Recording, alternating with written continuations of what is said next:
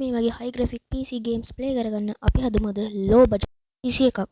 අපි දැන් යන් වීඩියෝ එකට.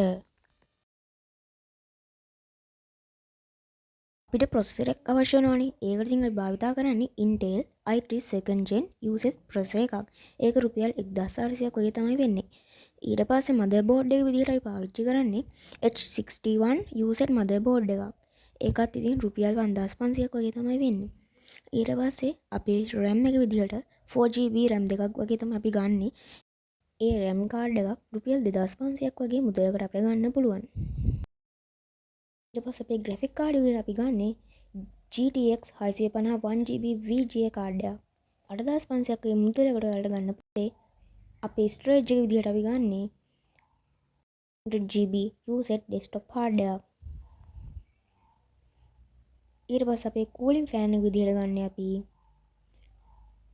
775 Intel cooler එකක් රුපියල් 900යි. ඊට පස්සේ power supply එක විදිහට ඔයාලට gaming power supply එකක් හරි normal power supply එකක් හරි ගන්න පුළුවන්. රුපියල් 3500කට ආසන්න මුදලකට ඒකත් ගන්න පුළුවන් ඔයාලට. ඊට පස්සේ අපේ casing එකත් ඔයාලට රුපියල් 4000 3500ක් වගේ අතර මුදලකට අපිට ගන්න පුළුවන්.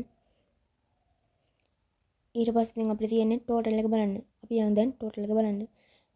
total එක වලට පේනවා ඇති රුපියල් 27550ක් වගේ තමයි ඇවිල්ලා තියෙන්නේ. මේ වගේ වීඩියෝ බලනවා නම් මාව අදම subscribe කරලා bell icon all දාලා තියාගන්න.